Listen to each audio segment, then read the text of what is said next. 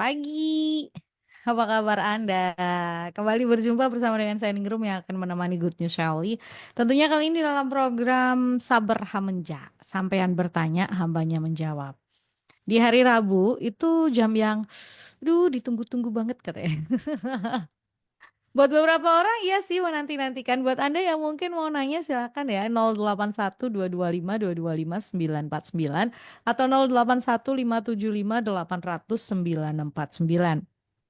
Buat yang kirimkan pertanyaannya sekarang, tulis pertanyaannya Saber Hamenja begitu ya. Nanti kita akan jawab pertanyaan-pertanyaan Anda. Jadi yuk gitu.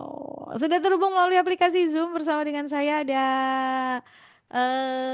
ini temen ngobrol setiap hari Rabu untuk menjawab pertanyaan-pertanyaannya Good News Sally. Dan tapi ini pertanyaannya belum ada yang masuk. Ah ya nggak apa-apa lah, kita ngobrol sendiri aja. Kalau pertanyaannya belum ada yang masuk, berarti saya ngobrol sendiri ya. Bersama dengan Ibu Evangelis Elizabeth Philip yang akan menemani kita di pagi hari ini. 1,5 jam loh, 1,5 jam. Dari jam 9 sampai jam setengah 11. Saya sapa terlebih dahulu ya beliau ya. Tapi mic-nya belum dibuka. Pagi Bu. Bentar, ini mic-nya masih termute. Saya coba buka dari sini bisa nggak?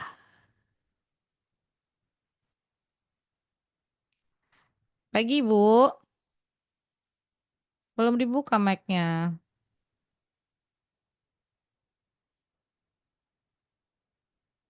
Oke. Sebentar nih. Apa nih?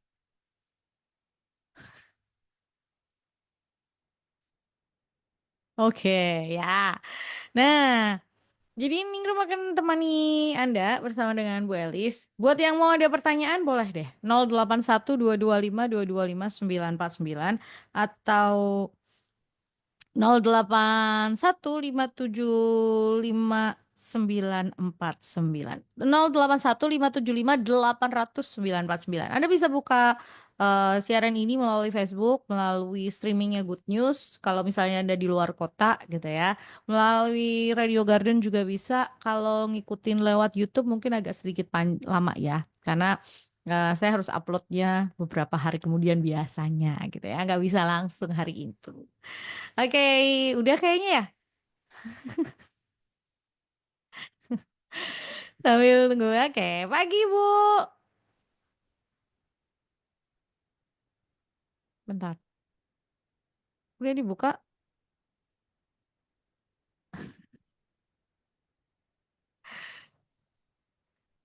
Ini suaranya belum masuk. Nah, udah, Nih, oke. Ya, pagi udah. nih. Ya, ini baru kedengaran suaranya. Ya dari tadi aku teriak-teriak terus loh. Iya, tapi ini lu nggak dengar suaranya Ibu. Gimana Bu? Sehat Bu? Ini suaranya hilang lagi. Hmm, there is something wrong. Oke. Sebentar, sebentar. Ya, udahkah? Udah coba. Udah. Ini Udah. Ya, udah masuk. udah masuk nih suaranya. Oke. Gimana Bu kabarnya Bu? Sehat? Kabarnya dahsyat luar biasa dalam pemeliharaan Tuhan. Amin. Udah nggak batuk-batuk kan ya? Oh, sudah sembuh ya. Setan ora doyan demit ora dulit leloro padha lunga amarga pracaya rezekine teko sabdina bejo.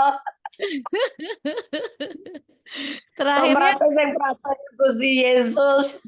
ya lagu itu terus sambungannya Gandul Gusti gitu lagunya Bu Natalia gitu.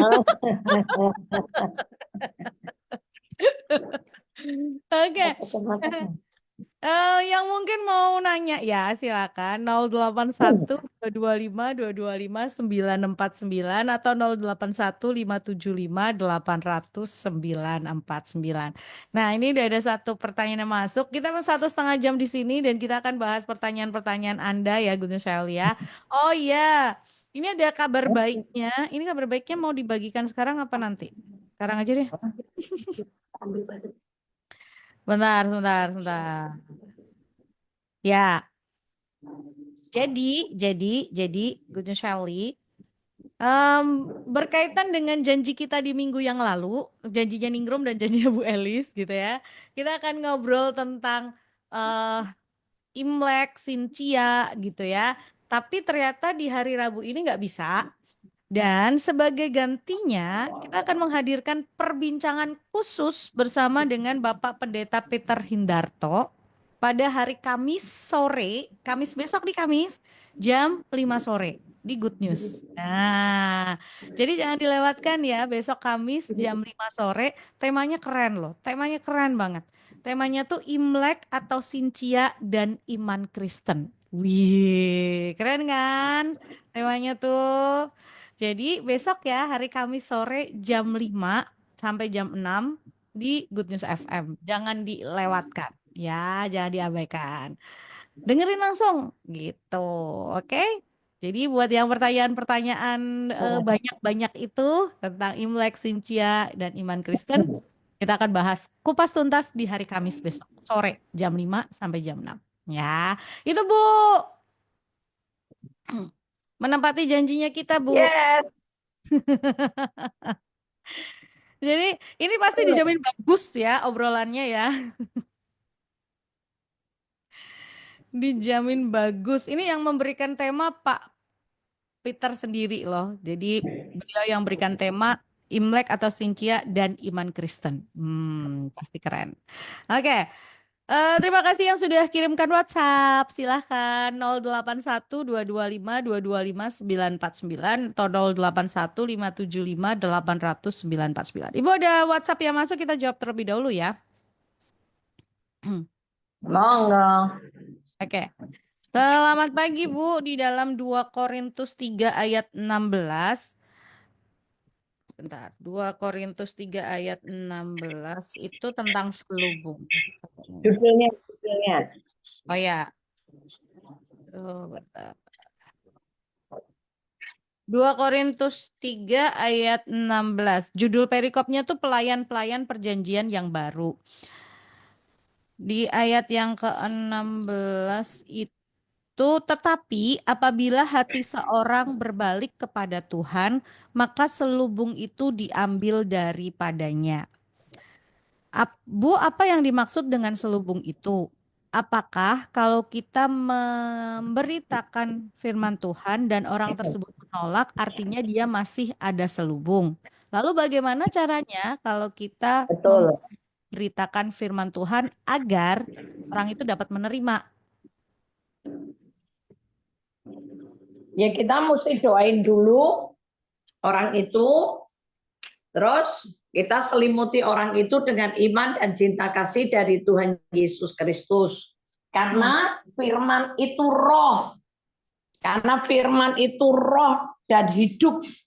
Kalau kita ini menyampaikan firman, makanya nggak bisa seperti orang kita ngajar atau khotbah atau ngomong biasa. Karena yang kita sampaikan itu roh. hmm. Biasanya ketika kita menyampaikan roh, ada roh gelap yang nggak terima ningrum. Oke. Ada kuasa gelap yang nggak bisa terima, yang menyelimuti orang itu. Sehingga kita ngomong apa aja, orang itu nggak pernah bisa ngerti. Hmm. Kita ngomong apa aja tentang rohani, orang itu nggak ngerti. Ingat kan yang Iya. Yesus bilang, aku ngomong perkara hal-hal dunia aja kamu nggak ngerti. Apalagi kalau aku ngomong tentang roh. Kamu lebih nggak ngerti. Hmm. Gitu. Hmm. Jadi memang kalau kita mau bicara tentang roh, ya kita harus persiapkan dengan roh kita juga. Supaya Hmm. kita nih siap juga gitu loh. Nggak Hmm. sembarangan. Hmm. Nangkep kan? Nangkap, nangkap Bu, nangkap. Dalam kaitannya kalau kita mau menginjil gitu ya Bu, itu juga sama Bu. Lu iya. Kadang-kadang nih ya kita udah ngomongin gitu ya.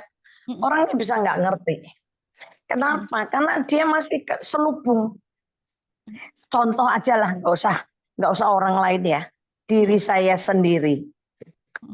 diri saya sendiri ini. Dulu saya dikasih tahu banyak orang. Saya nggak tahu, nggak mau percaya gitu, nggak bisa percaya dan nggak bisa ngerti gitu loh Ningrum. Nggak bisa percaya dan nggak bisa ngerti. Tapi sampai satu kali saya lagi duduk di sofa, tiba-tiba mata saya ngelihat satu penglihatan,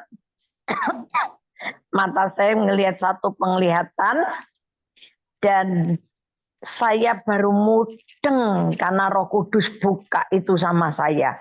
Bayangin tuh berapa puluh tahun misalnya gitu kan. Terus misalnya nanti ada satu lagi hal gitu. Ini contoh-contoh. Misalnya saya berapa puluh kali saya baca Alkitab gitu kan.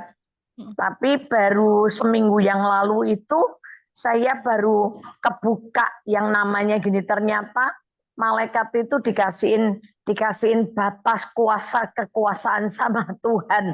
Kalau dia melanggar di situ dia dibilang jatuh dalam dosa. Tapi nanti karena saya juga belum terlalu paham, jadi saya nggak ngomong dulu nih.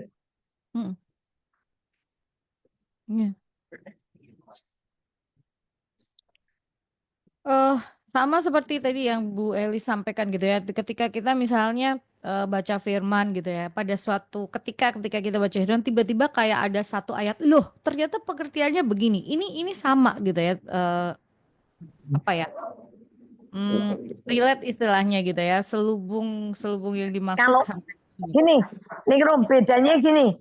Kalau saya seperti saya kemarin ini yang saya ceritain ini pewahyuan, revelation, pewahyuan, penyingkapan logos jadi rema gitu kan. Tapi kalau yang tadi yang saya cerita, saya dikasih tahu siapa aja, saya nggak bisa ngerti gitu ya. Nah itu kayak selubung yang dibuka. Jadi kadang-kadang gini, pernah nggak ngalami ngeliatin muka orang ini tuh jengkel, senep, sebel gitu loh. Itu pernah nggak lihat pasangan atau anak, iya delok ke rupane bocah ki bencek ke banget, delok ke rupane bojoku ki senep banget misalnya gitu kan. Tapi satu kali selubung itu terbuka gitu ya, kita tuh ngeliatin mukanya dia tuh kasihan banget loh Ringrum. Nah gitu itu ada selubung yang menutupin mata roh kita. Itu biasa kayak begitu. Itu pekerjaan roh jahat. Ya. Itu yang dimaksudkan 2 Korintus 3:16. Nah. Ada selubung gitu ya. Nah, terbukanya jadi makanya kalau misalnya mau ngomong, mau nginjil segala, kita persiapkan doa dulu. Mulai selimuti orang itu dengan iman dan cinta kasih dari Tuhan Yesus Kristus, mintain anugerah Tuhan. Nah itu aja. Oke. Jadi sebelum Anda membagikan itu gitu ya, doain dulu gitu kan. Minta Tuhan kasih selubung tadi iman dan cinta kasihnya dari Tuhan buat si orang tersebut, baru sampaikan firman. Karena ya tadi kalau pasti ada selubung gitu ya, belum dibuka. Penting sih untuk jadi nggak asal ketika kita ngomong gitu ya, nggak asal tapi kita berdoa dulu gitu. Mana yang Tuhan gerakkan? Hanya dari situ sih sebetulnya. Oke, yang mau nanya silakan 081 081 575 800 949 atau 081 225 225 949 081 575 800 949 atau 081 225 225 949. Bu, ini ada pertanyaan dari minggu lalu. Minggu lalu belum sempat kita baca. Sebetulnya ini pertanyaannya pasnya buat besok hari Kamis sama Pak Peter. Tapi ini kita mau baca sekarang atau mau dijawab Kamis aja? Terserah. Terserah, tapi gini, kalau saya jawab mungkin tidak sekeren dan tidak sefaham Pak Peter. Saya bisa jawab, tapi tidak sekeren Pak Peter ya, karena Pak Peter tuh ngambil S3-nya memang kebudayaan. Jadi dia bisa jelasin itu keren banget menurut saya loh ya. Jelas banget gitu loh. Memang kalau misalnya boleh dibacain dikit enggak apa-apa.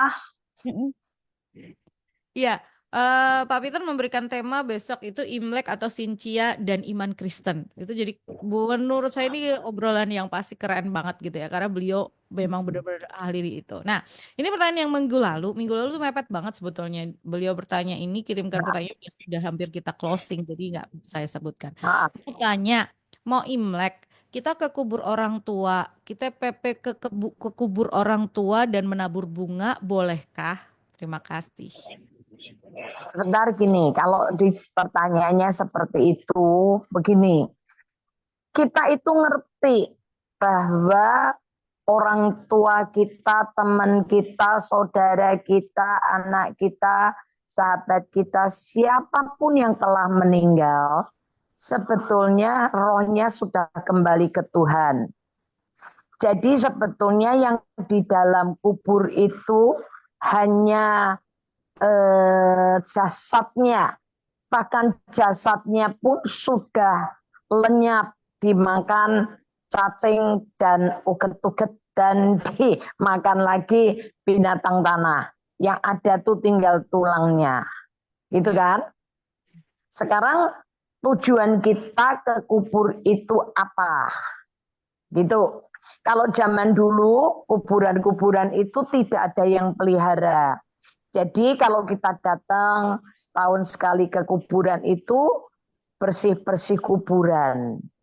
Hanya untuk menyatakan bahwa kuburan ini masih ada keluarganya.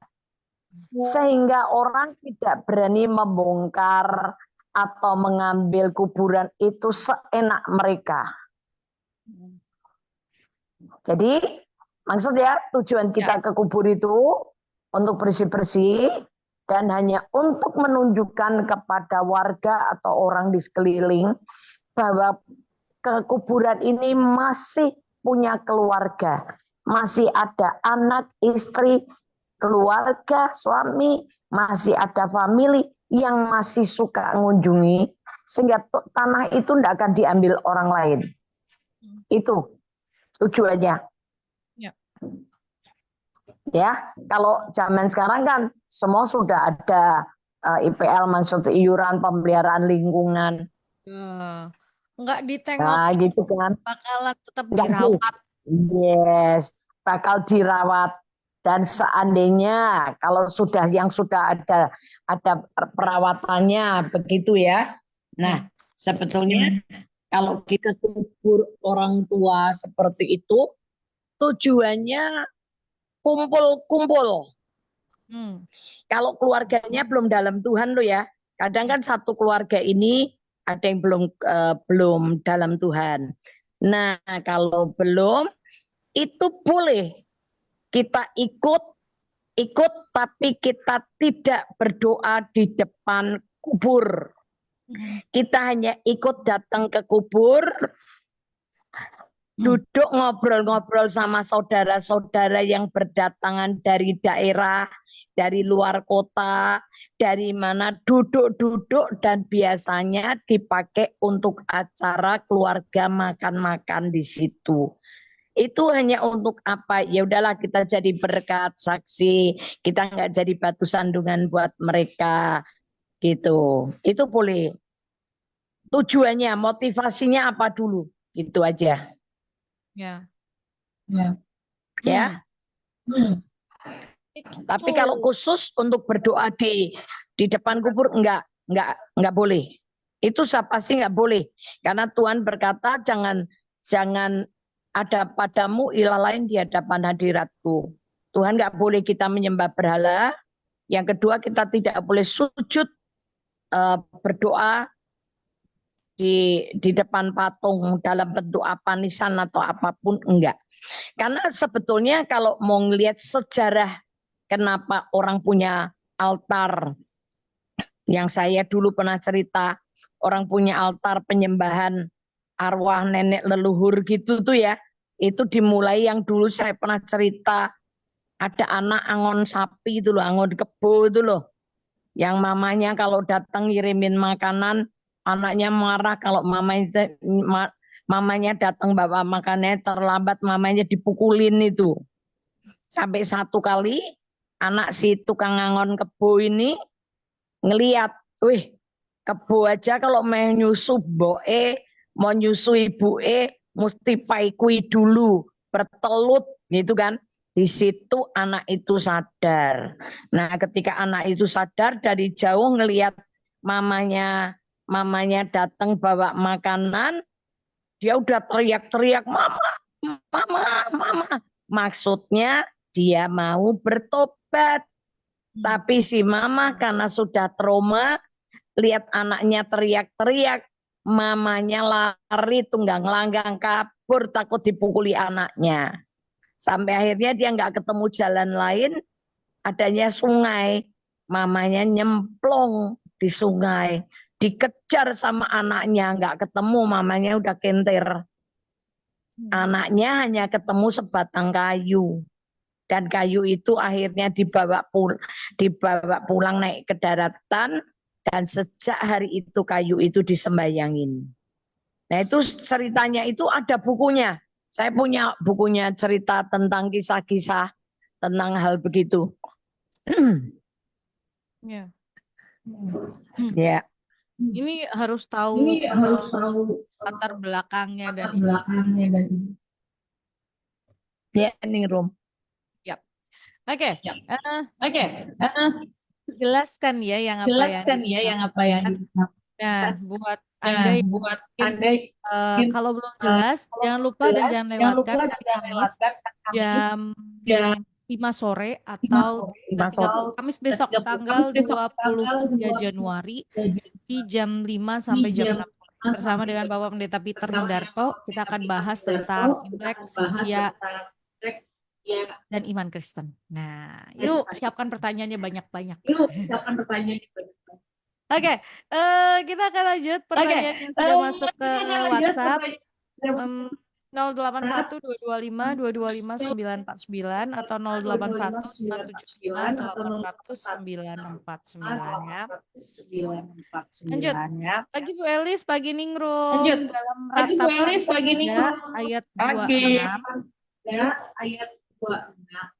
adalah baik menanti dengan diam pertolongan Tuhan. Maksudnya diam di situ apa dan bagaimana ya Bu? Diam itu ada dua pengertian. Diam itu jangan bertindak apa-apa dulu. Ya. Benar-benar diem. Nggak usah cari jalan sendiri. Nggak usah cari akal sendiri. Ya udah diem aja, udah nantikan Tuhan. Yang kedua, ada orang diem badannya, tapi otaknya itu mikir terus, jalan terus. Nah, ini ada yang model begini. Itu nggak boleh. Kalau yang bilang diem ya, kalau menurut saya ya diem beneran. Udah aku nggak cari cara, aku nggak cari jalan, ya aku hanya diam untuk melakukan bagianku. Dengan aku terus misalnya, aku mengampuni, aku melepaskan hakku, aku melakukan dengan kerelaan hatiku, ya udah gitu aja. Yeah. Dan biasanya kita akan melihat bagaimana Tuhan itu berperang gantikan kita itu dengan cara dan jalan yang nggak pernah kita nyangka dan kita duga.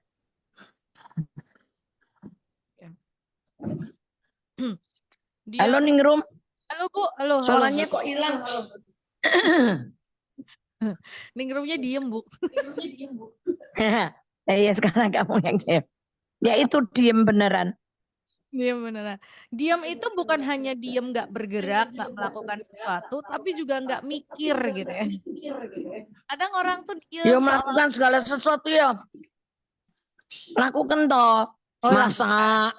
Oh iya. Maksudnya dalam pengertian aktivitas tiap hari masak, jemput Mm-mm. sekolah anak biasa gitu. Tapi maksudnya nggak Nggak cari akal bergerak, jalan sendiri untuk menyelesaikan masalah kita gitu loh.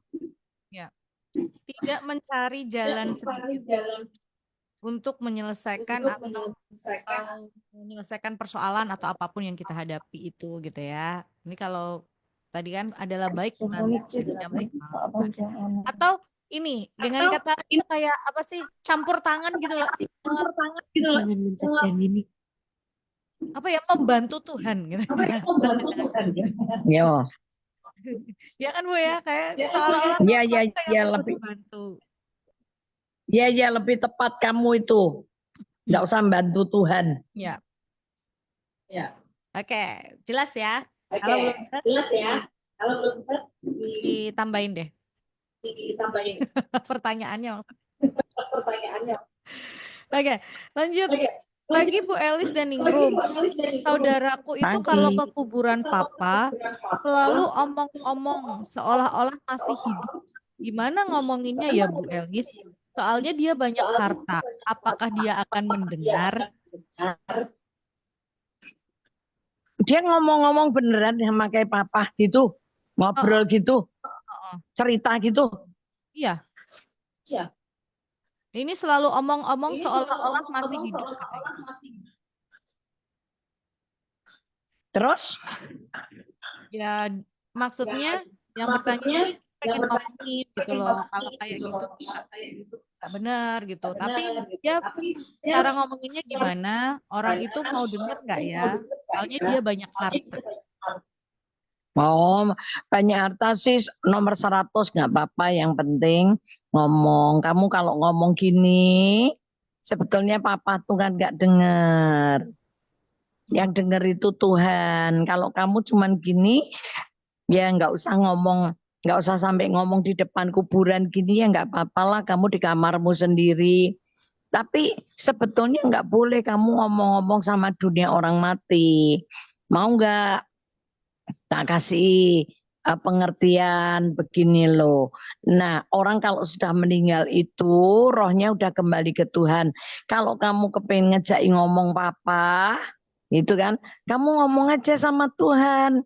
Itu papa pasti dengar. Papa ngerti, jangan ngomong sama papa, ngomong sama Tuhan. Dan nanti papa itu kan sudah ada di dalam Tuhan. Jadi ngerti gitu loh. Gini, denger nggak denger, yang penting kita mesti ngomong. Ya. Tapi dengan cara tadi doain dulu, persiapkan dulu. Nah kalau Anda ada di sisi situ, dia ngomong apa kan Anda denger gitu kan. Nah ini yang denger aku, bukan papa, tapi yang denger aku. Kalau aku denger gini, solusinya ya begini gitu. Ya. Jadi itu yang harus disampaikan ya. Benar atau enggak ya sampaikan aja gitu. Oke, lanjut. Ini ada dua pertanyaan yang hampir mirip. Jadi saya gabung aja ya. Selamat pagi Bu Elis, Mbak Ning. Pagi. Saya mau tanya, Lagi. apakah orang Kristen kalau sudah meninggal boleh diperabukan? Terus Nggak ini denger nih Rum, putus pertanyaannya. oke, bentar. Apakah Apakah orang Kristen kalau meninggal boleh diperabukan atau dikremasi? Terus yang pertanyaan ini saya sempat lihat video kata pendeta itu kremasi nggak boleh. Menurut Bu Elis bagaimana? Terima kasih.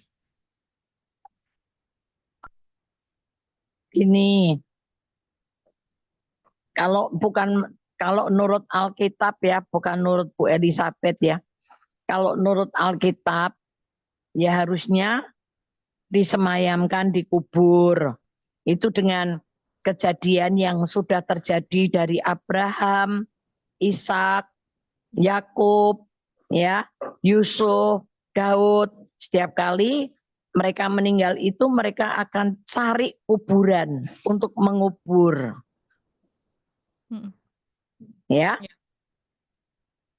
Bahkan setiap kali raja-raja dikuburkan bersama-sama dengan kuburan nenek leluhurnya dijadiin satu begitu. Karena ada pengharapan bahwa nanti ketika Yesus datang itu kubur orang percaya itu akan dibuka lebih dulu dan mereka akan dibangkitkan. Itu yang dikatakan di 1 Tesalonika 4 gitu kan. Tapi kalau zaman sekarang atau misalnya nih nggak ada tanah nih, udah nggak ada tanah karena negaranya kecil kayak Singapura, Hong Kong. Mereka nggak bisa lagi dengan cara seperti itu, mereka semua bakar. Dan abunya nanti baru dititipin di penitipan abu itu di kotak kecil-kecil. Ukurannya cuman berapa senti kali berapa senti. Itu aja mahal gitu ya, dititipin di situ. Terus ada juga yang nggak mau ribut dilarung gitu. Kalau saya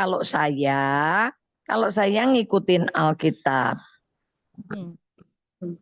Kalau saya ngikutin Alkitab. Tapi kalau Anda tinggal di negara yang memang punya peraturan harus dikremasi, ya dikremasi aja.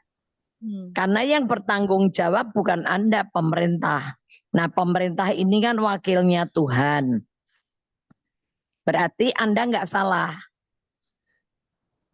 Ngikuti peraturan pemerintah itu nggak salah. Nangkep ya? Nangkep. Jadi selama Anda ditinggal di negara yang lebih besar, yang masih ada tanah untuk penguburan, ya dikubur. Tapi kalau memang tidak, ya sudah. Atau kalau misalnya nggak punya uang, ya kalau masih mau tinggal, mau dikubur di kuburan-kuburan yang disiapin pemerintah, Kota Semarang ini menyiapkan kuburan gratis buat orang-orang itu. Kalau mau dikuburkan sama mereka juga nggak ada masalah. Sebetulnya itu Salome enggak apa-apa kok, satu lubang rame-rame itu nggak apa-apa kok. Ya. Yang penting kan dari tanah, dari tanah kembali ke tanah. Ya. Yang saya seringkali bilang, yang jadi masalah seringkali itu karena peti matinya orang-orang Chinese itu, orang-orang kaya tuh kalau beli ratusan juta itu loh. Jadi enggak dari terbelah jati itu sehingga enggak bisa dimakan rayap. Itu kelamaan banget itu. Ya betul. Kalau mau pakai peti cari aja kayu yang gapuk, yang gampang segera dimakan rayap supaya bangkainya yang di dalam juga cepat larut kembali ke tanah. Dari tanah kembali ke tanah.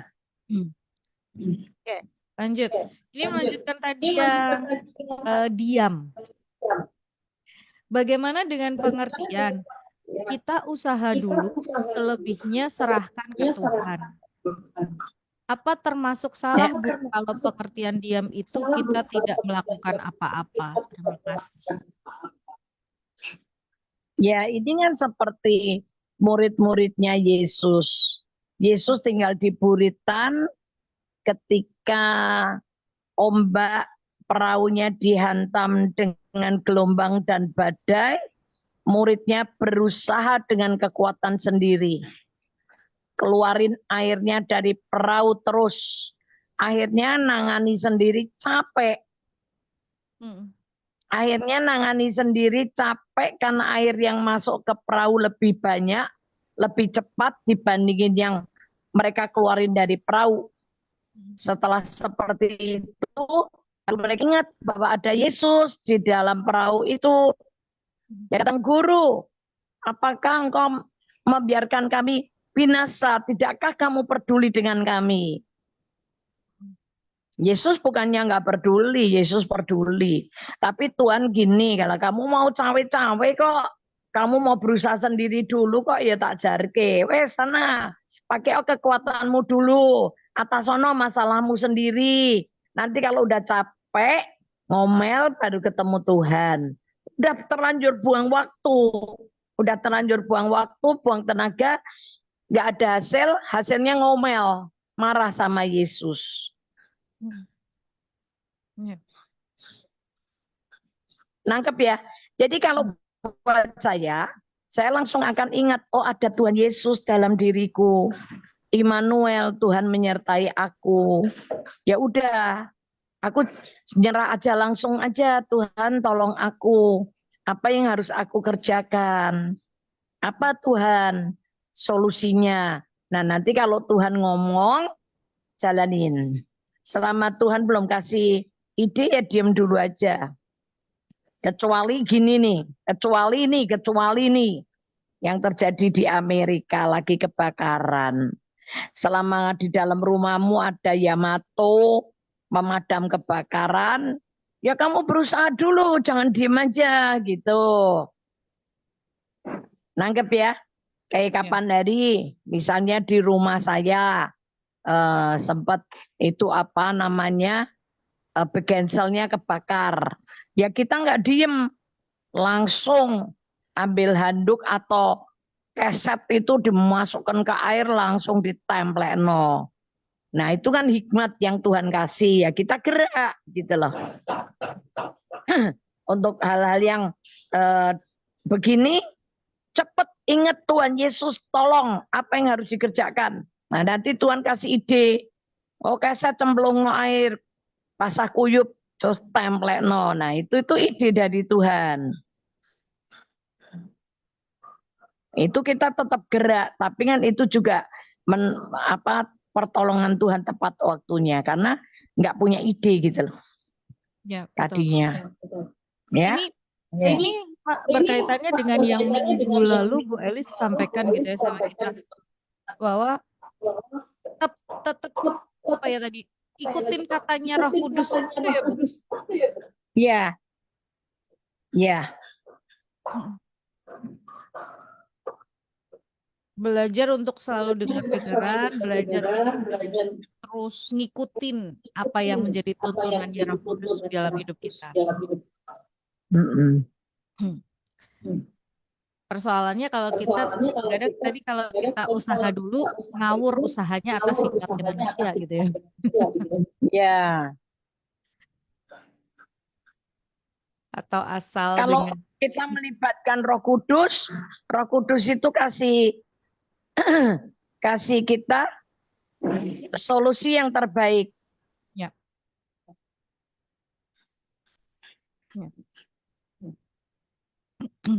Roh Kudus itu akan kasih persoalannya kadang-kadang kayak kita menghadapi masalah yang pertama terbesit di dalam pikiran kita itu aku harus bagaimana ya? Terus kemudian Roh Kudus aku harus bagaimana apa gitu ya Bu? Iya.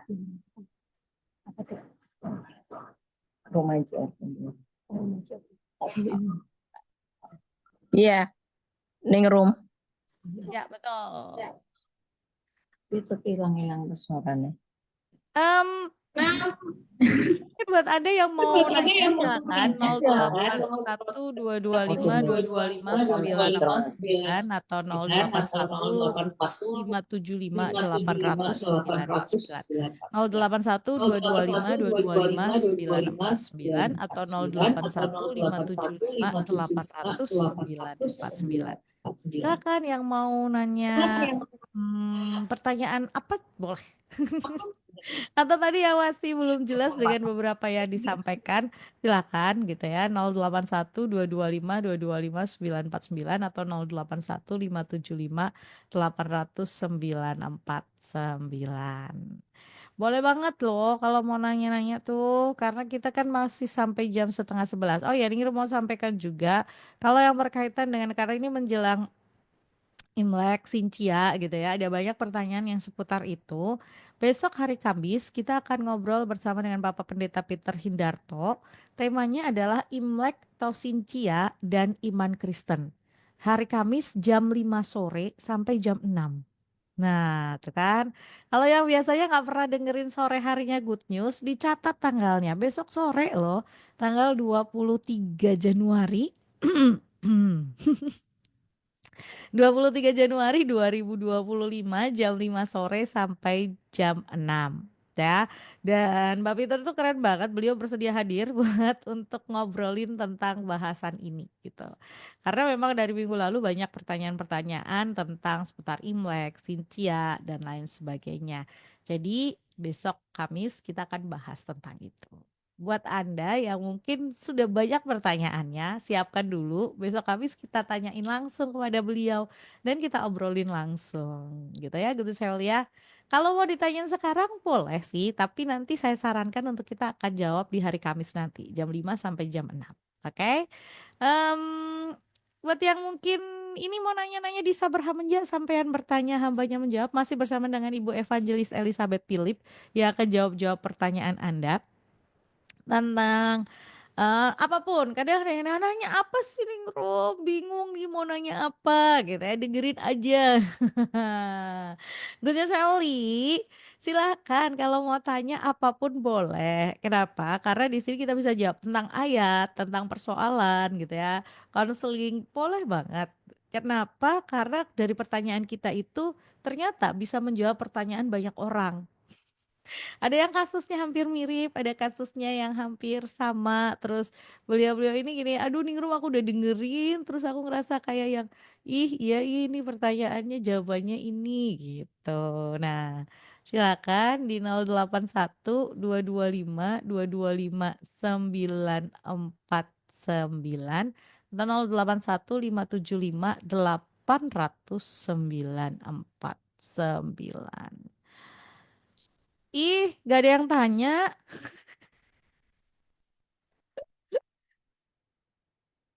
Didi nggak ada yang nanya gitu. Itu ya kemarin waktu kita ketemuan di Good News di pertemuannya kita semenjak semua-semuanya ngomong gini, Ningrum aku dengerin loh, Ningrum aku dengerin, kok nggak pernah nanya? Pertanyaan saya satu itu, kok nggak pernah nanya?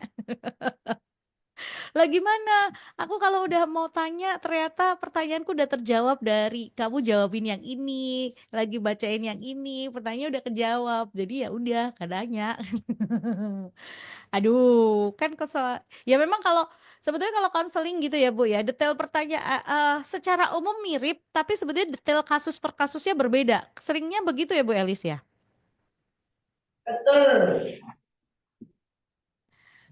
Secara umumnya sama, tapi detail per detailnya hanya berbeda sedikit-sedikit gitu ya. Nino kan nggak pernah konseling orang, jadi nanya. Oke, saya panggilin deh siapa yang mau nanya, siapa yang mau nanya. Ini nggak ada yang nanya nih beneran. Saya closing loh, ngancam. Kemarin siapa ya yang nanya ya, Ningrum jangan bosen ya kalau nanti saya tanya terus, oh nggak apa-apa, saya nggak akan pernah bosan, justru saya bahagia karena ada yang tanya-tanya begitu. Karena dengan begitu artinya sih kita didengarkan. Ini mau nanya apa ya? Ini juga lagi nggak ada pertanyaan. Bu, ada yang mau disampaikan nggak sih Bu?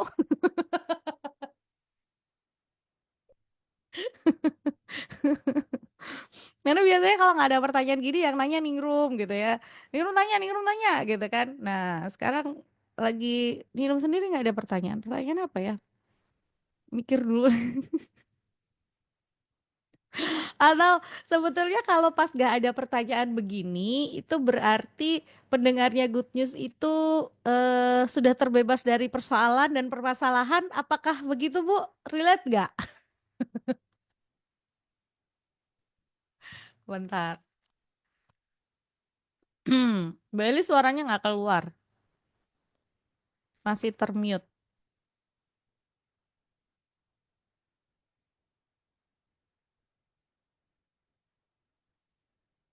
Coba kita tungguin ya. Oke, udah. Ningrum. Dalam. Itu berarti mereka teman-teman kita sudah mulai latihan bertanya dengan Roh Kudus, sudah bisa bergaul karib dengan Roh Kudus gitu kan. Ya kita senang-senang aja dong Ningrum. Benar-benar. Karena kalau nggak perlu ditanyain ke sini, ketika belajar berkaul karib dengan Roh Kudus tuh, Roh Kudus saya harus ngapain ya? Roh Kudus udah langsung jawab, gitu ya Bu ya. Iya, bergaul karib dengan Roh Kudus itu keren sekali. Mm-mm, mm-mm, Hari Kamis yang lalu, mm-mm. saya ini terhimpit dengan dua masalah. Apa nih yang saya mau lakukan gitu kan? Udah, oh karena ada satu pejabat yang mau ketemu sama saya, misalnya gitu. Sedangkan saya itu besoknya itu, sedangkan saya tuh harus tugas pelayanan. Hari Kamis itu dikasih kabar bahwa Bu Elis besok nggak jadi tugas, nggak jadi nyampaikan firman gitu kan. Oh saya gini, oh ya beneran wis, berarti saya bisa ambil pilihan ketemu dengan pejabat ini gitu kan. Malam harinya ketika saya lagi makan malam, tiba-tiba yang jadwal telepon, tante aku salah, ternyata tante Elis tuh besok tetap tugas. Itu salah, itu bulan Maret. Waduh, gitu kan, sudah terlanjur kan. Terus anakku tanya, Ervin nanya, Mami, terus Mami gimana? Saya itu bilang itu, aku tak tekok Roh Kudus, saya itu gitu. Saya tak tanya Roh Kudus, mana yang paling perlu dan mana yang paling tepat, gitu.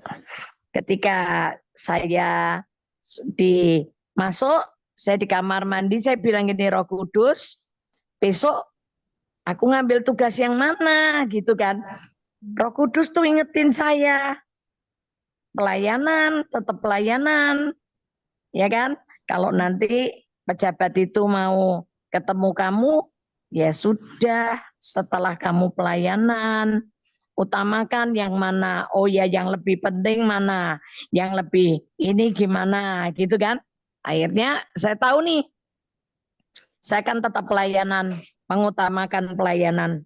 Nah ketika saya keluar dari kamar mandi, saya ditanya sama satu teman saya, orang yang ada di rumah saya, yang tahu masalah saya. Dia nanya gini, Bu, jawabannya apa Bu? Jawabannya apa Bu? Jawaban apa? Saya nanya gitu. Ibu besok jadinya pelayanan atau ketemu pejabat? Saya bilang gini, oh saya pelayanan dulu. Jadi saya pelayanan dulu, nanti kalau memang perlu ya udah nanti baru saya ketemuin gitu kan. Orang ini ketawa, orang ini tertawa dan dia bilang saya sudah tahu jawabannya Ibu. Pasti Ibu pelayanan dulu. Ya dong, saya itu bilang gitu. Nah, saya ngelihat keesokan harinya, malam itu atau keesokan harinya, saya dapat kabar bahwa ketika saya pelayanan, orang itu, pejabat itu nggak jadi datang. Pejabat itu nggak jadi datang karena dia harus datangi wisuda anaknya. Jadi dia harus pulang ke Jakarta. Saya bilang selamat, aku nurut Roh Kudus. Jadi waktuku ini nggak kebuang sia-sia, ya kan? Ya udah. Jadi dalam kehidupan ini kita ini ngandalin Tuhan aja. Dan ketika saya pelayanan, saya nggak pernah duga di pelayanan itu saya terima berkat besar gitu loh. Jadi, oh kalau saya tadi tidak ngikuti Roh Kudus saya kehilangan berkat, saya bilang gitu. Jadi enak, tanya Roh Kudus itu dia pasti pimpin kita. Ya, betul, betul. Dituntun langkah demi langkahnya gitu ya. Oke, ini ada yang tanya. Terima kasih, terima kasih. Saya tuh ya kalau ada WhatsApp yang masuk tuh saya seneng banget loh. Bukan berarti saya mendoakan Good News Family banyak masalah, tapi artinya kita didengerin gitu. Oke, Bu Elis dan Ningrum mau tanya, apa yang membuat orang tua mendidik dan menyayangi anak-anaknya berbeda-beda? Ada yang disayang dan diperhatikan banget, tapi ada yang selalu disalah-salahkan atau dicari-cari kesalahannya. Apa yang membuat orang tua menjadi seperti itu? Terima kasih. Itu ada banyak faktor. Faktor pertama, pada dasarnya kita ngomong, pada dasarnya orang tua itu semua anak yang dilahirkan dia pasti disayang, itu pada dasarnya. Tapi kenapa ketika lahir bisa terjadi perbedaan? Karena posisi anak dalam kandungan itu juga posisinya ada di bermacam-macam. Kita sebagai orang tua lagi punya masalah banyak. Misalnya nih, ketika pas hamil anak nomor 1, hidupnya bahagia karena suaminya masih sayang sama dia, ngurusin, belum ada masalah. Jadi dia bisa happy-happy, maka dia akan mengasihi anak pertama ini dengan dengan istimewa. Nanti ketika dia hamil anak kedua, kondisi kehamilan anak kedua, kondisinya lagi berbeda. Suami ini lagi jengkelin, suami ini lagi ngakok ke hati, kondisi ini lagi nggak bagus, sehingga dia banyak nangis, si ibu banyak nangis, si ibu banyak cembetut, si ibu banyak rewel ketika hamil anak ini, sehingga ketika anak itu lahir rupane kaya bojone, kayak bapake, rupane merengut, mencucu terus, rupa ulate peteng, sehingga ketika dia lahir, kita nih sebagai orang tua ngandani dia, faktor kejiwaannya tuh sudah berbeda. Kenapa ya nih anakku nomor 1 sama nomor 2 beda? Kok gampang atur-aturannya anakku sing nomor 1? Rupane guyang-guyu nyenengke gitu. Sing nomor 2 kok cembetut, mecucu, merengut ae. Gitu. Kita hanya bisa menyalahkan anak. Anak ketiga nanti lahir dengan problem yang berbeda. Anak yang keempat lahir dengan kondisi yang berbeda. Kondisi berbeda itu mempengaruhi jiwa ibu yang mengandung. Dan pengaruh jiwa ibu yang mengandung ini akan berdampak kepada anak yang dilahirkan. Ada anak yang gembengan, perasaannya halus, tersinggungan. Loh ini kan dibentuk dari orang tua yang hamil. Ya. Nangkep ya? Ya. Jadi semua faktor itu bisa berpengaruh. Sehingga orang tua otomatis lebih sayang sama anak yang gampang dan nurut kandan-kandanane gampang gitu kan. Dia akan lebih suka. Nah, saya dulu juga merasa mamiku dhisik kok paling benci sama aku. Saya kok paling sering digebuki. Saya kok paling sering dionek-onek ke dia gitu kan. Saya nggak nyadar kalau dari 6 bersaudara ini saya ini paling nakal. Paling kangelan kandana nih. Jadi saya paling sering dipukuli sama mami saya. Terus rupaku dulu mecucunan, merengut, nggak bisa guyu. Ini saya bisa jadi begini kan karena Tuhan Yesus. Ketemu Tuhan Yesus dirubah hidupnya. Kalau enggak rupanya dia nyebelin nih ngerum.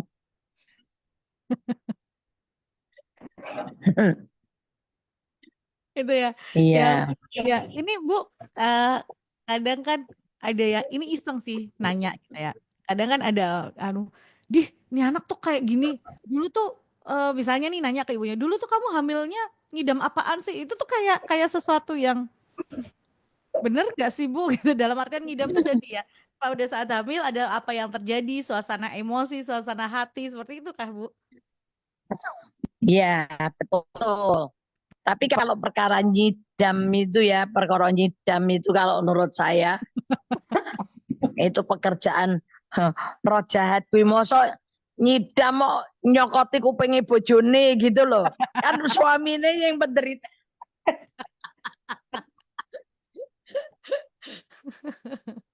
Ya, nggak itu jadi hubungannya dengan suasana hati, emosi, perasaan, keadaan gitu ya. Apalagi kalau misalnya sedih gitu kan, atau nggak ada pengharapan atau apalah gitu yang terjadi pada saat itu. Oke, semoga jelas ya tadi. Kenapa bisa berbeda-beda? Pagi Bu Elis, saya sering mendengar pendeta yang sering mendengar suara Roh Kudus. Yang ingin saya tanyakan, bagaimana bisa mendengar suara Roh Kudus? Dan apa bedanya suara Roh Kudus dan suara hati nurani? Terima kasih. Ya, suara Roh Kudus. Begini, kalau suara hati nurani itu seringkali ketika kita belum terima Yesus pun kadang-kadang ada orang yang dipimpin sama suara hati. Ya, perbedaannya kalau suara Roh Kudus itu hanya bersuara mengingatkan kita akan firman Tuhan. Jadi Roh Kudus nggak akan pernah berbicara dari dirinya sendiri, tapi segala sesuatu yang didengar dari Bapa itu yang akan diberitahukan buat kita. Jadi kalau Roh Kudus yang bicara itu lebih menurut saya lebih gampang dideteksi karena pasti di Alkitab ada. Yohanes 16 ayat 13. Yohanes 16. Dia tidak akan berbicara dari dirinya sendiri. 16 13. Yohanes 16 ayat 13. Tetapi apabila ia datang, yaitu roh kebenaran, ia akan memimpin kamu ke dalam seluruh kebenaran. Sebab ia tidak akan berkata-kata dari dirinya sendiri. Nah, ya dia tidak akan berkata-kata dari dirinya sendiri. Terus? Tetapi segala sesuatu yang didengarnya, itulah yang akan dikatakannya. Dan ia akan Jadi, memberitakan kepadamu hal-hal yang ya, iya. Jadi jelas. Terus kalau yang Yohanes 14 ayat 26. Yohanes 14. Dia akan mengingatkan kita. 26b. Dialah yang akan mengajarkan segala sesuatu kepadamu dan akan mengingatkan kamu akan semua yang telah kukatakan kepadamu. Nah, perbedaan suara Roh Kudus dengan suara hati nurani manusia seperti itu. Kecuali nanti hati nurani kita ini sudah disucikan oleh darah Yesus dan sudah dijadikan baru dan Roh Kudus yang memenuhi hati nurani kita. Nah, itu beda. Ya, beda tapi tetap bisa diikutin. Di Alkitab ada nggak? Kalau ada ya udah, betul. Ya. Standar pembandingnya adalah firman Tuhan ya Bu? Yes, yes. Firman Tuhan mengatakan apa kalau apa yang itu beritahukan sesuai dengan kebenaran firman Tuhan ya. Karena standar pembandingnya adalah firman Tuhan. Nah, kalau kita nggak tahu firman Tuhan ya kita nggak akan tahu standar pembandingnya. Nah, itu sebabnya makanya kalau kita sudah percaya Yesus, ya kita harus baca Alkitab, harus, nggak bisa enggak. Ya. Jadi standarnya itu di situ firman Tuhan. Nah, saya kemarin ngomong gini sama satu pendeta, Pak, kalau saya Pak itu baik pendoa syafaat ataupun pelayan Tuhan kalau yang nggak mau baca Alkitab jangan dijadikan pekerja Pak. Itu nanti akan jadi troublemaker buat jadi masalah besar buat diri kita sendiri. Jadi siapapun yang melayani wajib baca Alkitab. Yang nggak mau baca Alkitab nggak usah Pak. Ya. Standarnya di situ. Iya, karena itu nanti akan menimbulkan kekacauan dan kerusuhan di dalam dunia pelayanan. Ya. Jadi mungkin standar ini balik lagi firman Tuhan gitu ya. Itu dasar banget sih sebetulnya gitu ya baca firman gitu kan. Satu hal yang mendasar sekali, sangat mendasar gitu. Oke, semoga jelas ya yang tadi bertanya. Kalau belum jelas tanya lagi nggak apa-apa. Lanjut. Shalom, selamat pagi Bu Elis dan Ningrum. Saya mau tanya, bagaimana saya harus bersikap dengan orang yang saat mendengar firman di gereja itu malah makan roti dengan santainya. Itu tidak hanya terjadi satu kali saja. Sudah pernah saya melihatnya beberapa kali. Dengan santainya dia makan roti atau minum. Padahal kalau dilihat dari mimbar itu sangat jelas sekali karena kami ini bukan gereja yang besar yang jemaatnya besar. Banyak mungkin ya jemaatnya yang bukan besar. Yang saya heran, kenapa Bapak Pendeta kami tidak menegurnya?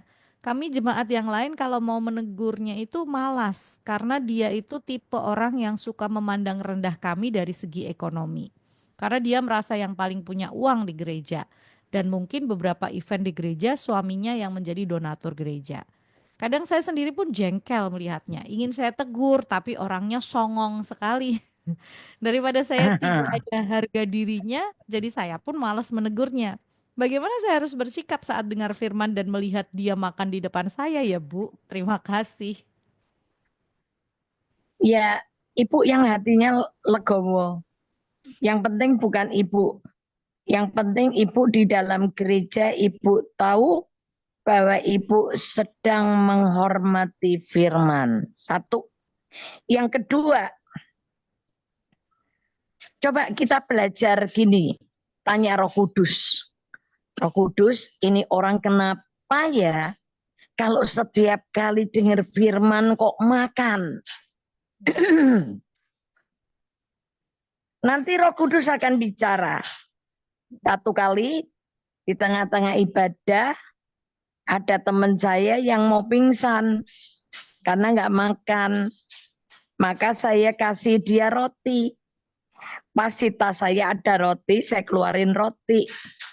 Nih, atau permen coklat atau apa, saya kasih. Untuk apa? Nangsel perutnya dia. Supaya apa? Dia tahan. Kadang ada orang itu yang memang kena penyakit ya, ada mahnya yang harus nyemil terus. Nah itu harusnya nanti dengan pertumbuhan iman, ketika dia dengan firman, firman itu merema dalam hidupnya, baru dia punya kekuatan untuk dia tidak makan roti lagi. Oh, karena setiap kali dia dengar firman, firman itu menyembuhkan dia, sehingga mahnya nggak sakit lagi, lambungnya nggak sakit lagi. Itu bisa.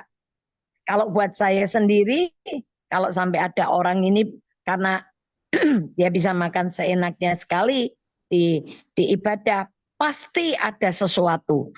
Apalagi dia bukan orang miskin loh ya. Yang dikatakan tadi kan suaminya donatur misalnya.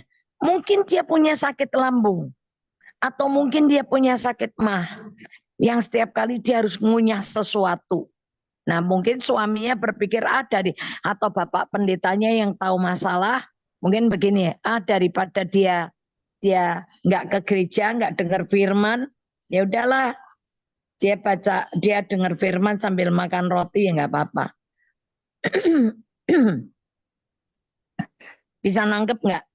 Karena ibadah kita sekarang itu ya bukan ibadah yang yang Taurat ya. Kalau benar-benar Taurat itu nggak bisa.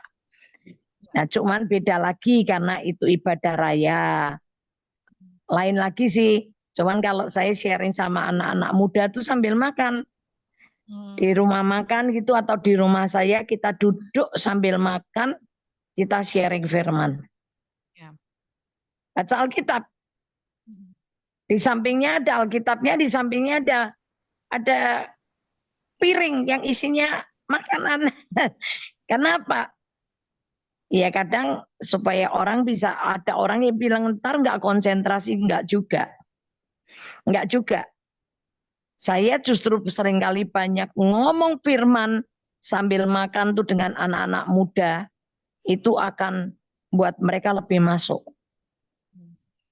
Apalagi kesempatannya mereka ini makannya pas malam ya. Pas malam kalau mereka kita khotbah dulu sampai sekian lama dia baru makan, pasti lebih gelisah mereka. Daripada mereka perutnya kosong, lapar, gelisah, mendingan sudah saya suruh duduk, ambil makanan, duduk. Nah sambil dia makan, dia dengar firman, yang sebelah dia buka Alkitab. Salah enggak? Enggak.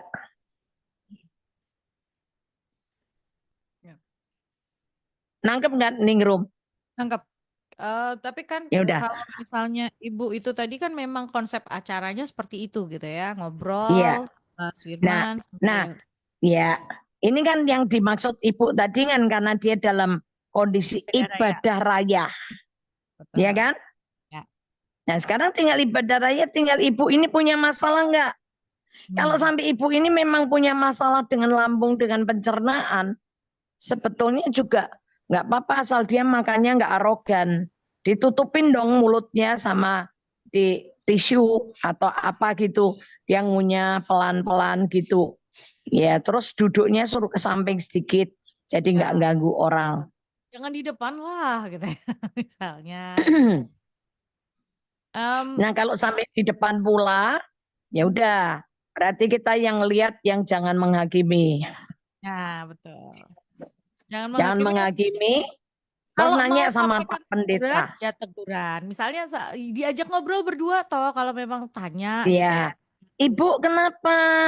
Kok ibu setiap kali ibadah, ibu makan? Apa ibu jangan bilang langsung gini, enggak boleh, enggak jangan gitu. Apakah ibu sakit? Ya. Apakah ibu ada gangguan pencernaan misalnya? Kalau enggak ya tanya pendetanya dulu aja. Pendetanya mungkin kalau pendetanya membiarkan mungkinnya pendetanya lebih tahu kasusnya lebih dulu. Betul. Betul. Jadi di gini, kadang-kadang kita gitu ya, judgement-nya kita itu lebih cepat dibandingin orang gitu.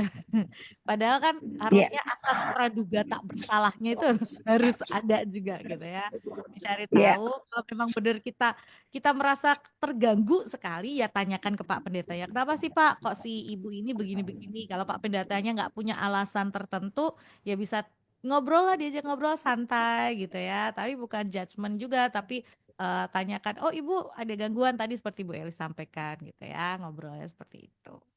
Atau bahkan kita bisa kasih tahu gitu ya untuk bisa membuatnya jadi sembuh. Saya pernah ningrum satu kali saya semalaman tuh nggak tidur, belas nggak tidur. Wih, saya berjuang kepengen dengerin firman ini, tapi mata saya nggak tahan sekali ningrum. Ya. Apa yang saya lakukan? Saya ngambil permen, coklat. Ya saya masukin mulut saya.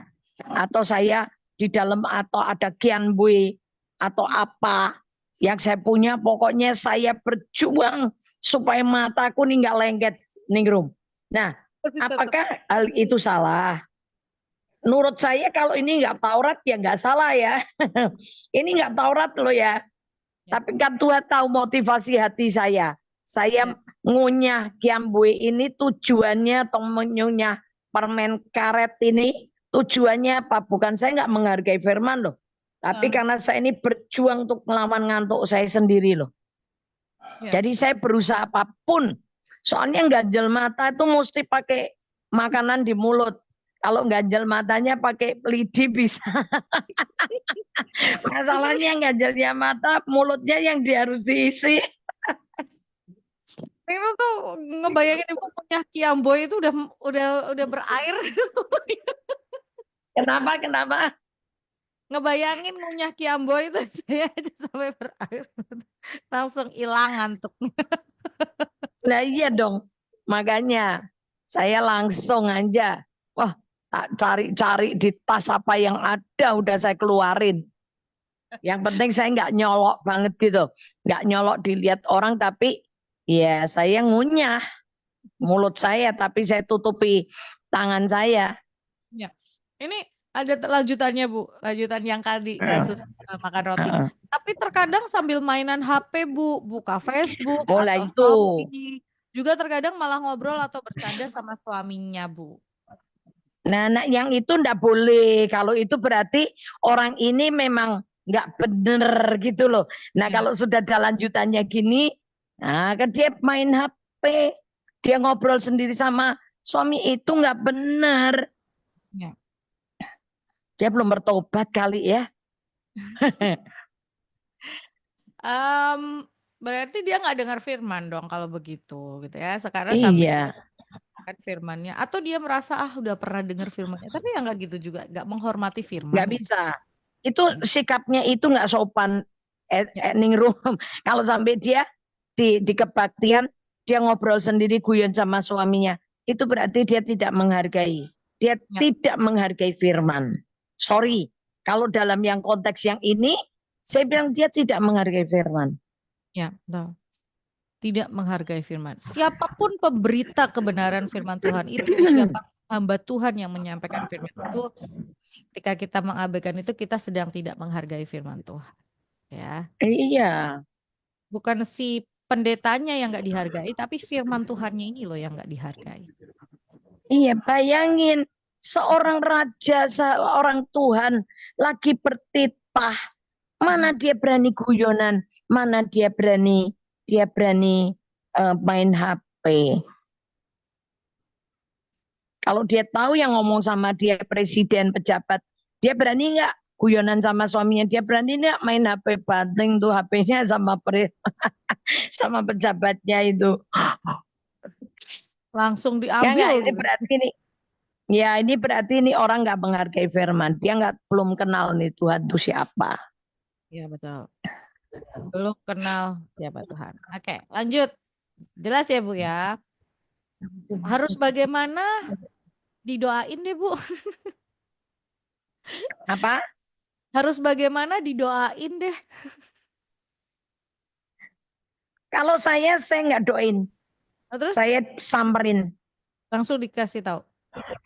Saya samperin, saya ajak ngomong. Hmm. Saya kan ngajak ngomong. Hmm. Dikasih pengertian. Saya deketin dulu. Saya kenalan dulu sama dia. Saya pendekatan dulu sama dia. Terus saya mulai ngomong. Gitu. Kalau saya lagi ke gereja, lagi nggak isi kebaktian, saya sebagai jemaat gitu, saya ngelihat ada orang yang usrak terus di depan saya atau ngobrol gitu, saya jabil dia, sorry, maaf, Hmm. suaranya ganggu, Hmm. tolong diem.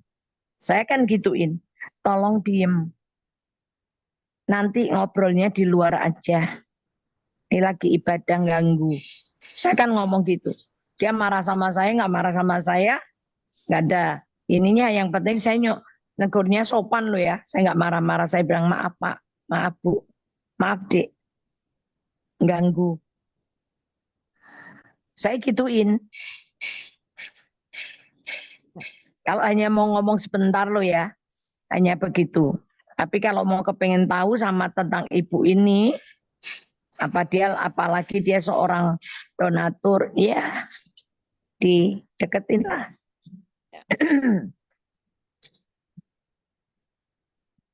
Oke, lanjut.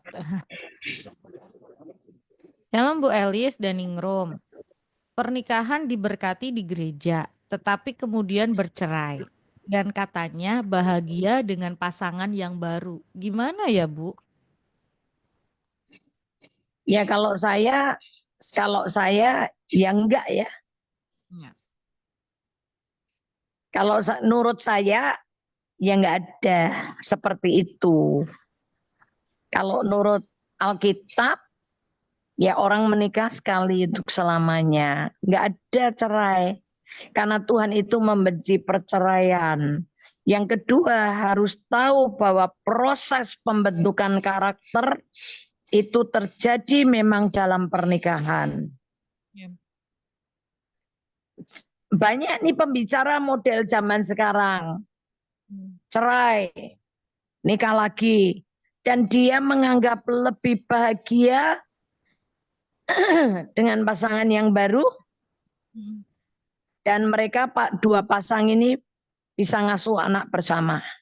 Nggak tahu itu. Pembenarannya di mana saya sendiri nggak bisa ngerti. Kalau menurut saya, menurut Alkitab, ya proses merendahkan diri, proses mengosongkan diri, Ya. proses melepaskan hak, proses sangkal diri, pikul salib. Ya. Itu yang harus kita lewati kan di dalam pernikahan. Ya, betul.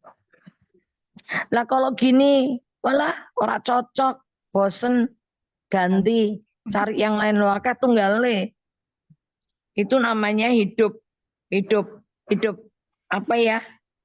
Free sex sama leven dengan siapa aja. Apalagi kalau dia sudah. Makanya saya gini, kalau anak saya mau menikah, saya malam harinya akan ngomong gini sama anak saya, serius kamu mau menikah? Serius. Ada pikiran mau lepas enggak? Kalau ada pikiran mau lepas, mendingan malam ini bubar. Nah besok gimana mami nikah? Besok undangan semua udah nggak apa-apa. Daripada kamu sudah terlanjur diberkati, kamu nggak boleh cerai lagi loh. Apapun yang terjadi loh. Nggak boleh cerai. Ya. Kalau perkara pesta biarin aja, besok tamu tetap datang pesta makan. Tapi nggak ada pengantinnya.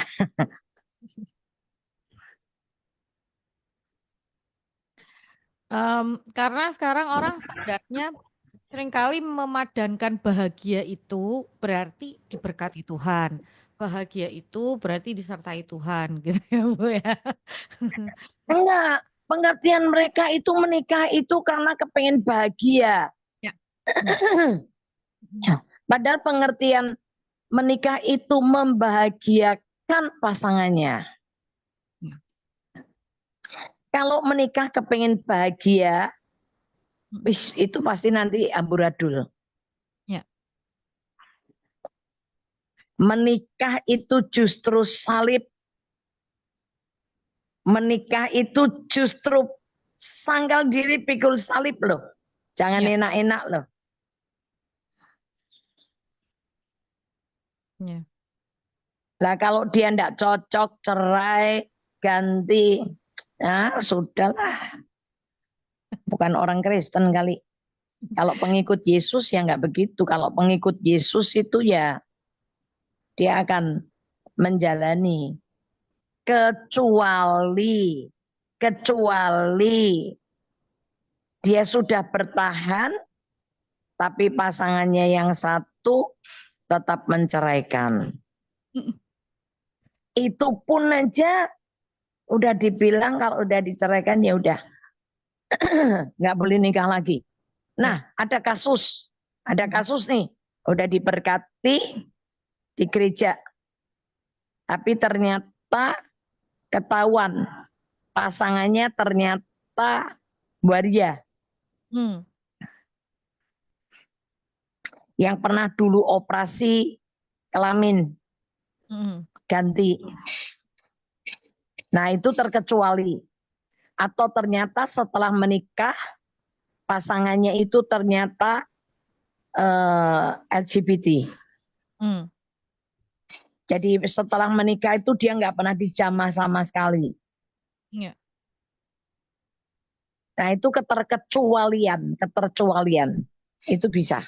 Tapi kalau yang normal-normal hanya gara-gara alasan nggak cocok, kenapa? Oh nggak bisa, nggak bisa, nggak bisa diterima itu kalau dia terus menikah ganti pasangan, dia menganggap yang pasangan yang kedua jauh lebih buat dia bahagia. Ya. Ini ada hubungannya nih, tapi dari pengirim yang berbeda. Bu Elis, bisa dijelakankah proses mengosongkan diri prakteknya seperti apa? Seperti bagaimana secara spesifik, khususnya dalam kehidupan pernikahan? Mengosongkan diri ya. Contoh satu nih yang saya ngalami sendiri, nih yang saya ngalami. Kita tinggal di satu rumah, tapi kayaknya kita ini nggak punya hak sama sekali untuk meletakkan barang. Ini contoh ini. Ini contoh yang kalian nggak usah memikir negatif tentang suami saya. Itu memang dia dipakai Tuhan untuk mengosongkan diri saya. Misalnya nih saya dapat penghargaan atau saya dapat bingkisan dari orang. Kalau dia nggak suka, dia nggak boleh kasih barang itu di lemari etalase saya atau meja saya. Dia akan singkirkan. Alasannya apa? Jelek, itu nggak bagus di sini. Nah, kalau saya mempertahankan hak saya, loh ini kan rumah kita berdua. Saya juga punya hak untuk meletakkan barang. Berantem nggak saya sama suami saya? Berantem. Foto nih, foto kami berdua nih, foto kami berdua. Yang boleh nempel di dinding yang dia kelihatan bagus. Kalau yang kelihatan bagus saya, dia jelek, nggak akan dipasang. Ini kita perlu mengosongkan diri nggak? Ya. Iyalah. Kalau saya mempertahankan hak saya juga, saya bahwa saya ini punya hak. Ya saya sama suami saya berantem. Ya. Jadi saya mengosongkan diri dengan menganggap kepentingan dia lebih daripada kepentingan saya. Keinginan dia, selera dia lebih daripada keinginan saya. Yaitu yang ketiga. Ini tentang barang kayak gitu ya. Misalnya begini.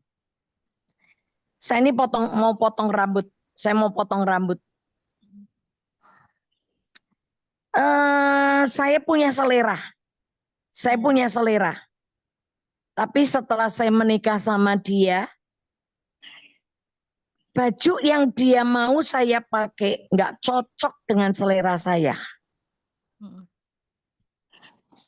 Jadi saya kalau dibeliin baju sama suamiku tuh nggak pernah tak pakai. Saya kalau pergi mau tetap pakai baju saya yang selera saya.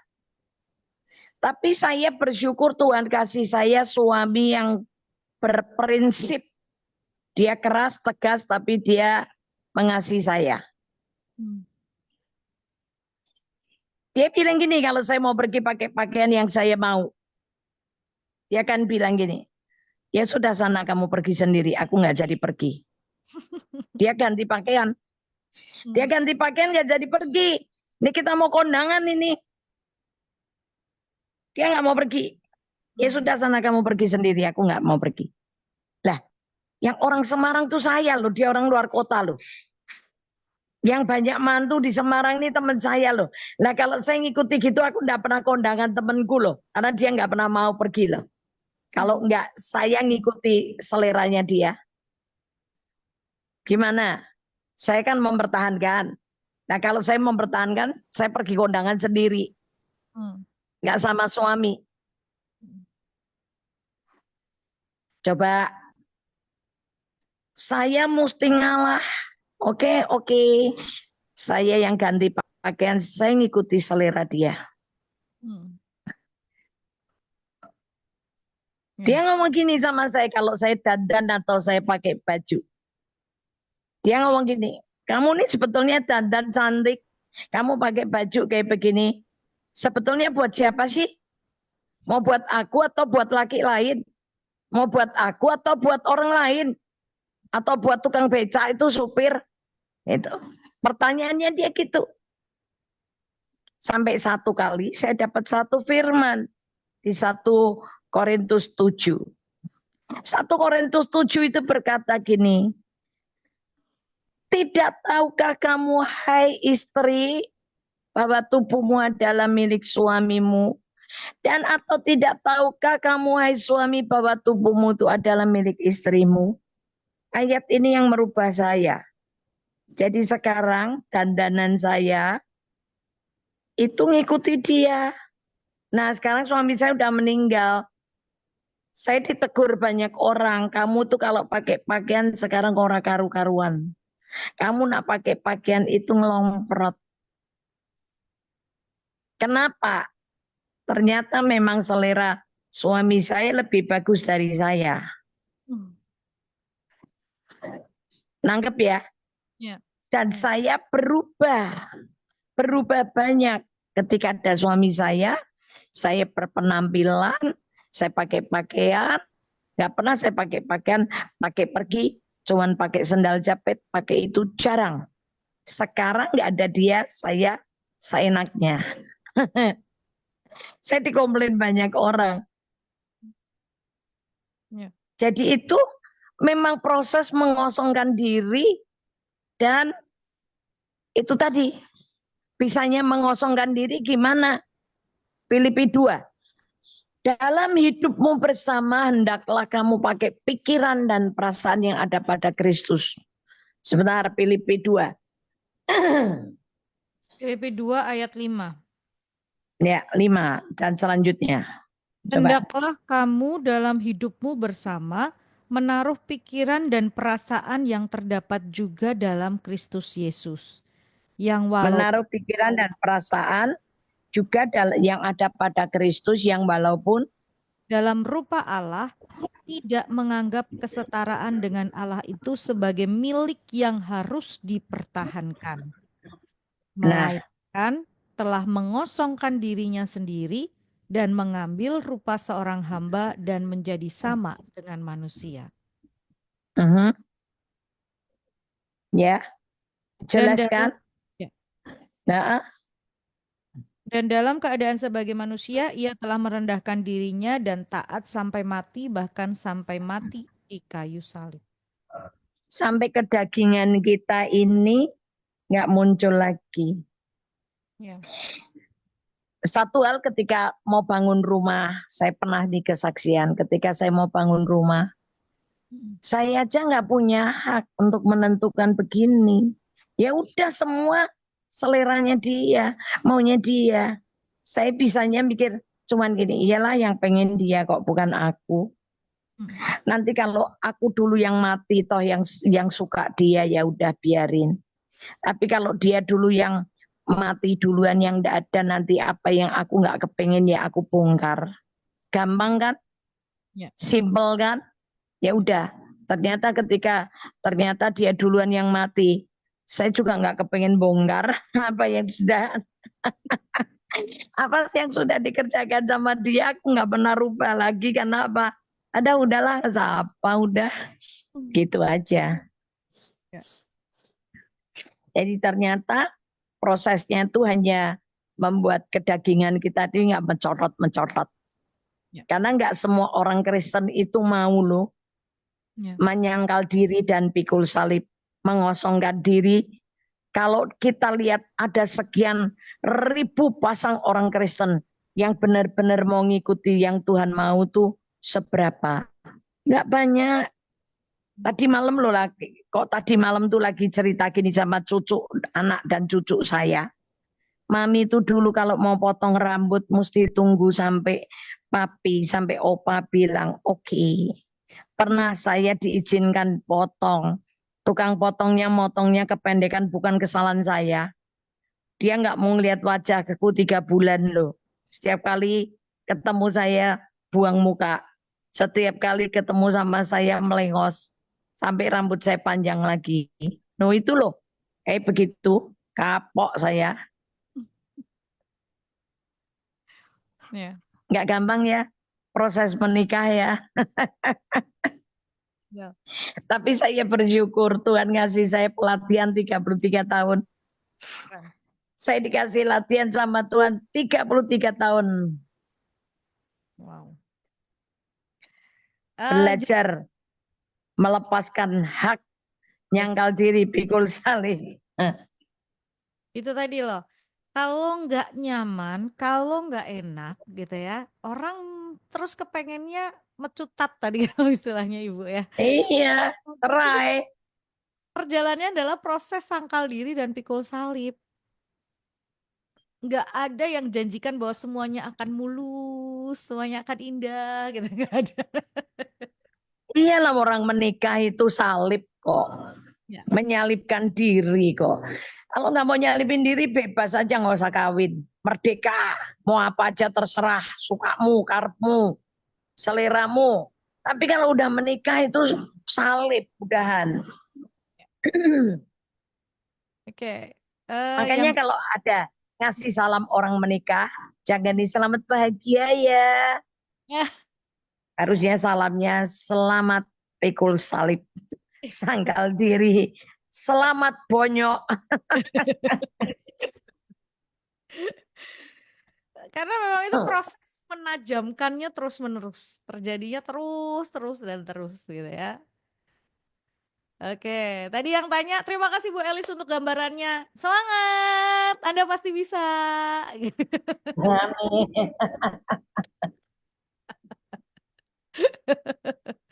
Ya kan? Kita harus semangat loh, saling menyemangati. Semangat, kita pasti. Oh, indah loh. Akhirnya tuh indah banget loh. Akhirnya tuh indah banget. Ya. Ini sebetulnya proses untuk tadi sampai akhirnya kita tuh kedapatan indah di hadapan Tuhan. Nah, bayangin misalnya kadang-kadang mikir, kalau saya nggak diproses seperti itu, wih udah kayak apa dia? Nah justru Tuhan sayangnya sama kita tuh loh, kita dibikin seperti itu. Oh iya loh. Saya aja ngucap syukuri sundul langit tok bejo. Untung aku punya suami kayak suamiku. Walaupun keras tapi berprinsip. Suami Nah, saya itu keras tapi punya prinsip yang luar biasa keren. Sehingga saya pun ngikutnya dia itu enak gitu loh. Ikutnya enak tuh gini. Oh aku ngerti ya. Gitu loh. Jadi dia nggak mungkin lakukan hal yang nggak benar gitu buat saya. Gitu. Dia keras tapi punya prinsip. ya. Nah yang susah kalau keras nggak punya prinsip atau yang apa namanya punya prinsip tapi nggak keras sehingga masih bisa ditekuk sama istrinya. Ya. Suami saya tegas tapi punya prinsip yang kuat. Coba ada keluarganya yang mau ngusik saya, dia bilang berhadapan sama aku, wah gitu. Tapi ada suami yang nggak punya prinsip, orang tuanya nggak suka sama istrinya suruh cerai loh, itu yang nggak bener. Ya. Ini yang harus. Kalau suami saya punya prinsip, keluarganya nggak suka sama saya, dia bilang kamu berhadapan sama saya itu istri gua. Kamu berani sama dia berhadapan sama saya. No, itu keren. Benar, keren banget. Bu, waktu kita udah kelewatan 7 menit loh. Masa cepet banget. Ini sudah 10.37 Bu. Waduh ya sudah, terpaksa kita harus berhenti. Terakhir Teman-teman good news, jangan lupa besok ya ikutin ya Pak Peter Hindarto jam 5 sore.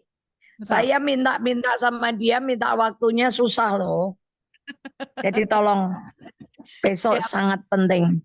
Ya, dan buat Anda yang ada banyak pertanyaan seputar hal ini, kumpulkan pertanyaannya, kirim sekarang nggak apa-apa. Saya keep pertanyaannya, besok sore kita akan bahas habis ya. Tentang Ya, Imlek, Cynthia, dan iman Kristen. Oh, itu keren banget. yes. Berikan judul yang luar Ya, biasa. Oke.